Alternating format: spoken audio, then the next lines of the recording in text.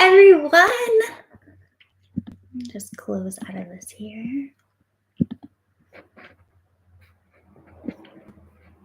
All right. Hi, good morning. Welcome to another week and another live stream.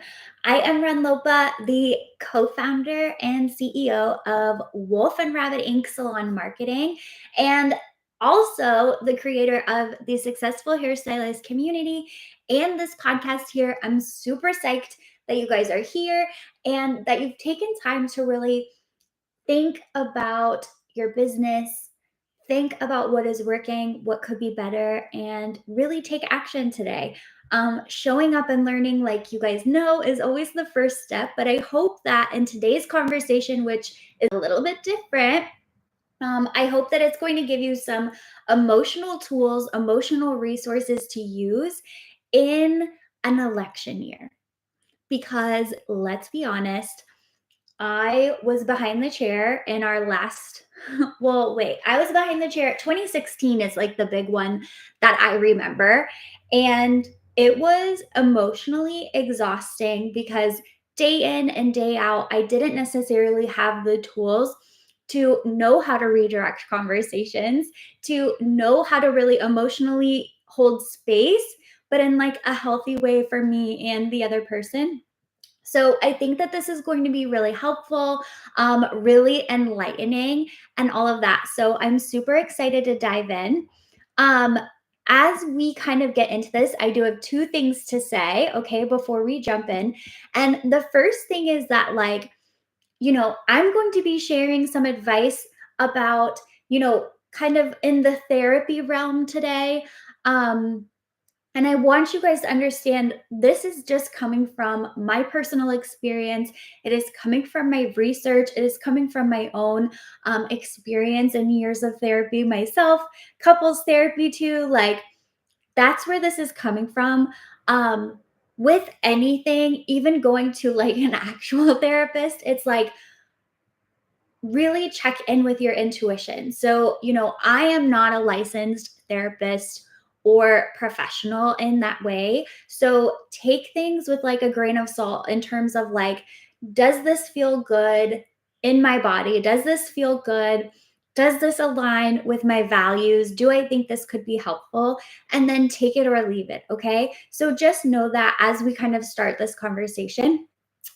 Also, I want to talk a little bit about activism as we get into this because part of what I'm going to be sharing today is like conversation redirectors. When topics get to a level that you're not comfortable with, or you just don't want to go there all day at work, right? We see 20 people a day. I mean, we see 20 people in 1 week. So, you know, advocating for things over and over and over can be really emotionally exhausting. Your level of activism is completely up to you. I don't believe that there is a right way or a wrong way to be an activist and stand up for the things that we care about.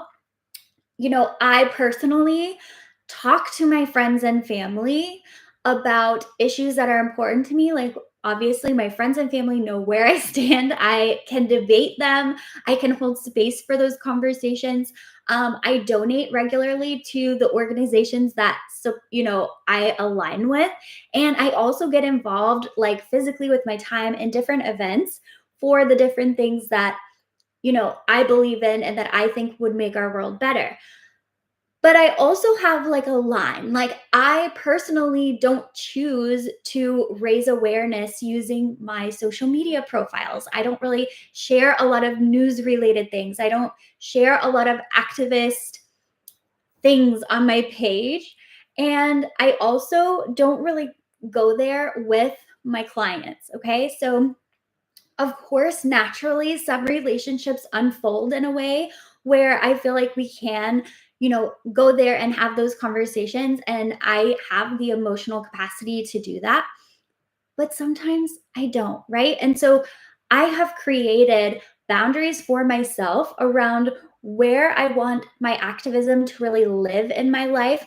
I want it in my actions, I want it in my actual real life. And then I don't have it as much in direct debating and that kind of thing with my clients. And then on my social media, like my social media, you guys follow me. I want my social media to be a place of education, a break from the news cycle and that kind of things. I am not saying that's the right way. I'm saying that for me, an Enneagram 9, like whatever, that is me. Okay. If you are someone who is passionate about taking that on with each and every client, if you are someone and you feel like that is your calling and that is what you are here to do, I think that that's amazing. Like, I genuinely think that that's amazing. And maybe today's conversation will be, not any tools or support that you personally need because you are passionate about going there and passionate about having those conversations and skilled and have the tools to manage that in a way that doesn't escalate to a level, that's like scary. So, I totally support you with that.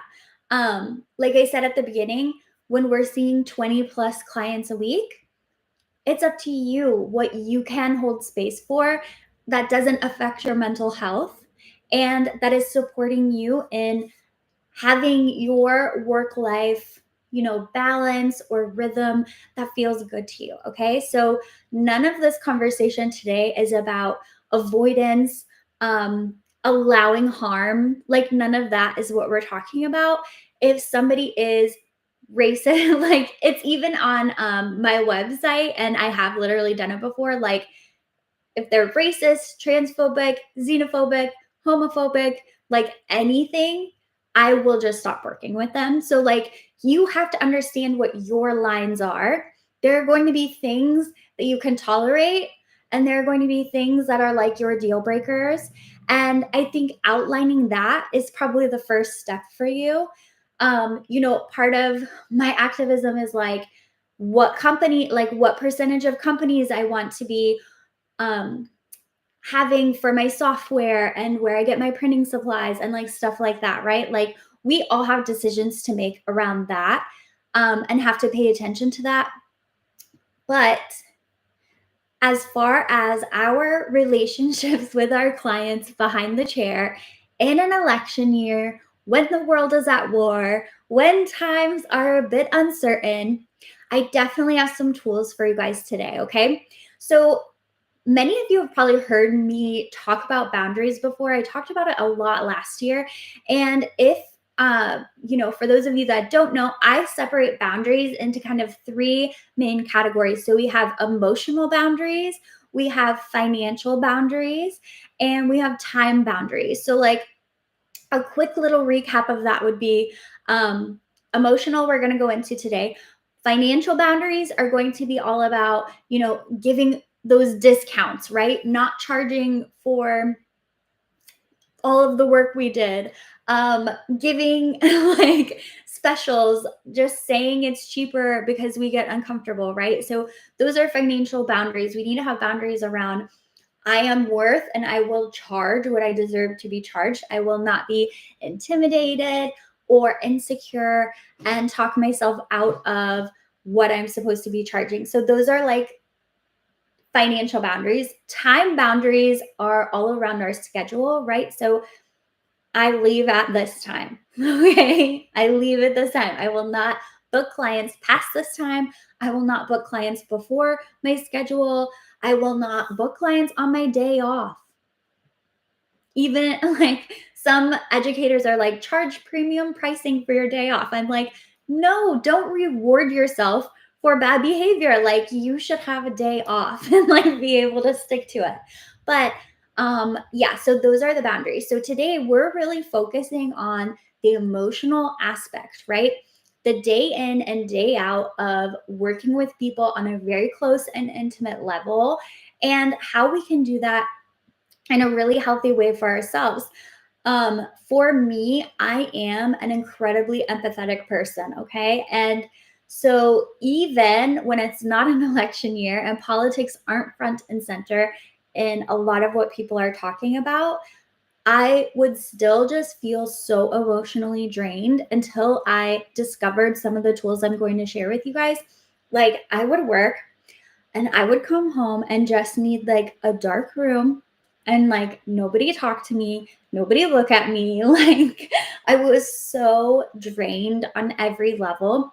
And part of that is that I really just let my clients kind of run the entire show. Like, obviously, not the service part. I was doing that, but they were really running the emotional part of the thing. They would talk about trauma, they would talk about like really difficult circumstances. And it was really hard for me to not either relate and relive some of my own experiences, even if I didn't verbalize them, like actually thinking about them or bringing up those emotions. But, we talk about just so many things. I have women who um, started going to AA and then now they're like sober and have healed relationships with their family. And they gave me somehow credit for that. Like, we have a power in what we do. And as much as we joke about being therapists, I also want us to be responsible with this dynamic that we have and have tools and resources. So, okay, I'm going to share two main things. So we have conversation redirectors, right? So when the conversation is going totally off the rails, whether it's politically or just down the trauma lane, that's like feeling like way too much, whatever, I have conversation redirectors for you. So these few phrases can kind of become your go-tos to still be polite, like still be, kind. Like, I don't think your clients will get offended by any of these, but you're really going to be able to take back control over like where you are emotionally. And then the second thing I'm going to share with you are some scripts.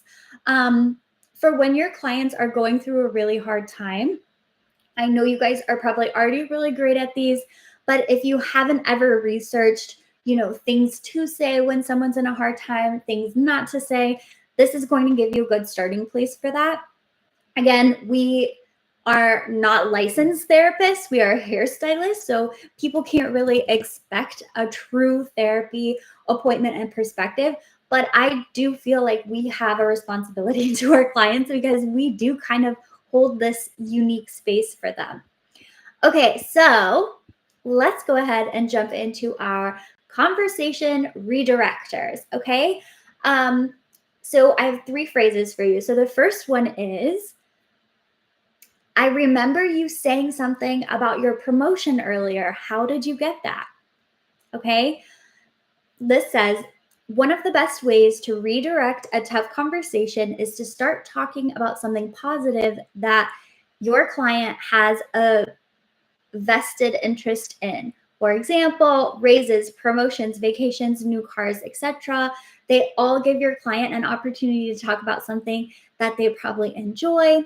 And this can easily diffuse like hostile or heated conversations. Pets are another great one. Asking them about their pets. I feel like people light up talking about that. Kids, obviously, moms love their babies. Like, asking them about their kids, what's going on with them, what's their new like thing that they're obsessed with. Just taking a second and being like, oh yeah, by the way, how was that? How was your vacation? How was that? What's going on? How are your pets? They were doing so good the last time. Like, do you have any pictures of them? Like, really just literally bringing up something else, almost acting like a squirrel brain, like you didn't, hear what they said or whatever, and just like going full in with something else. Okay, the second one is, and speaking of that, did you hear about blank? Okay, so even think about like TV, celebrity, like different things closely related to the other one. This helps redirect the topic back to something that everyone can easily discuss versus kind of like one person on a big monologue rant about something very uncomfortable. It can kind of bring you and them back into the conversation like more together versus like them on a soapbox. If you're in the middle of a tough conversation, break out one of these effective phrases to shift the conversation from hostility to civility and from off topic to back on topic. For me, I love doing stuff like this because I personally I believe that we do have a lot more in common than we have differences. So I try to always keep my ears open for the things that we do agree on, the things that we do both enjoy, all of that, so that I can easily bring up one of those things when things get a little uncomfortable to remind us both, like, hey, we really like each other. Like, we're on the same team, like we're here. Okay, and then the last one is much more direct. Discuss politics. Especially these days, it's too easy to let politics enter the conversation, and politics almost never makes for good conversation, unless, of course, all parties believe the same thing, which is rare, or all parties enjoy debating, which is also rare. If the conversation is getting political, be honest and just say that you're not comfortable talking about it. This is especially true in the workplace. Again, if you're somebody who enjoys it, who likes debating, who has that skill for it, if you're someone who even believes that's your purpose is to like try to change people's minds, more power to you. Totally go for it. And then the other times when you've done that 19 times and you're on your last client of the week and you just can't do it one more time, hopefully those different scripts will help you. So, as you can see, redirecting is all about coming up with another idea. So, we're not saying, well, what else can we talk about to them and putting it back in their court. We're making the decision, right? We're saying, hey, I remember this positive thing they mentioned. Let me follow up on it. Let me ask them about their pets. Oh, hey, you just reminded me, blah, blah, blah. Or simply just being very direct and being like, I really don't want to talk about that.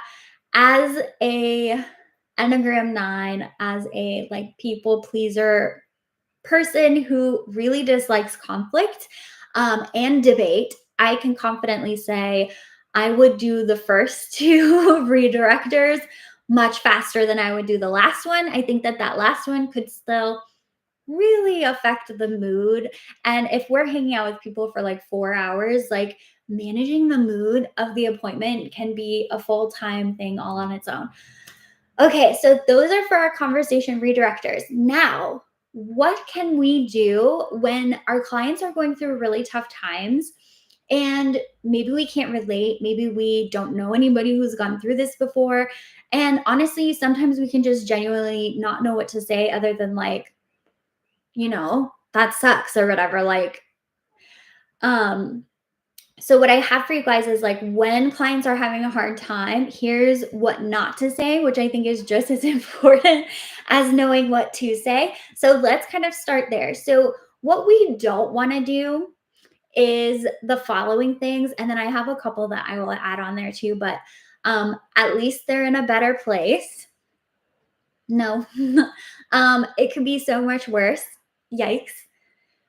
You're better off, which by the way is like patronizing and condescending. Okay. Look on the bright side, super dismissive. And it's for the best. Okay. So even if you believe because of your spirituality, your religion, your experience that everything happens for a reason, and it's all going to work out and time heals all wounds, and like even if you believe this list of things that I just said, there's a right time to go into that environment. So once your client comes back the next time and they're doing so much better, it's like, oh my gosh, like who would have thought you would be better off here now? Like that's a much like better time to talk about that if that's what you believe versus like when they're in the gutter, right? Like when people are in the gutter, it's not cool. Another thing that I think would be like a what not to do is share your own personal experience that is similar. And this one is really hard because, a lot of people just want to relate. We are trying to use our own personal experience as a comfort, as a way to say you're not alone. But a lot of times it can really come off like we want it to be about us, or it is dismissing their experience, because in these really hard moments, we don't really care if anyone else has gone through it. We are just struggling. We are hurting. We are in pain. And so we just need to try, you know what I mean? Like, it isn't as helpful as we think. And then lastly, it can also cause the person who's in a lot of pain to then feel like they need to be comforting you, which is really the opposite. Right now, we're putting them in an uncomfortable situation where now they feel a responsibility to now take care of us when they're the one that's hurting. So try your best to wait to share your personal experiences until another time, a better time. But when someone's being super vulnerable, try to just hold space for them. So here are some things that we can say. These are like green light to say. So I'm so sorry this is happening. And like, that's it. You know what I mean? Like, I'm sorry this is happening, and just like holding their hand or something. Um, this feels really big. I'm not sure what to do, but I'm here, right? Like, even just being honest, like, I don't really know what to do, but I'm here with you. This is really awful, you know? And again, holding the space is the important part. We're not filling in the airtime because we're uncomfortable with 1,000 different stories. We're just literally like being there for them. Um, I really like this one. It says, would you be willing to share your favorite memory of them? Okay, so that's like if someone's passed away or something like that. I think that's really sweet. You're giving them space to like talk about the person that they really loved. Another one, no one deserves this type of pain or loss. Okay, again, you can tell these are short because it's not about us talking and what we have to say. It's literally just about holding that space. And then this last one is just, this matters. Okay, that's it. So these are really powerful ways that we can show up for our clients when they are sharing these intense moments with us. Um, a lot of us can do really good for one or two clients, but like I said, when it's 20, 30 clients a week and we haven't eaten and all of this stuff, like, we are not always going to be able to hold emotional space. Like, we are not robots and we are not therapists. Like, as much as we play a role in everyone's mental well-being, like, it can be really tough. So I think that having scripts and resources and kind of go-tos to lean on for people is just really, really helpful to support us in showing up and being the best that we can be. Okay, so I hope that this has been helpful for you guys. I know this conversation today was a little bit on the darker, deeper side, but you guys know me, you know that I still believe, even with an election year and wars and economic uncertainty, that there's never been a better time to be building a business behind the chair. There's never been a better time to really be making a difference in your community in this career. So let's keep our boundaries intact for our own well-being so that we can continue to show up and serve our communities in this way for many, many more years to come. Okay, I love you guys so very much, and I will be talking with you soon. Bye.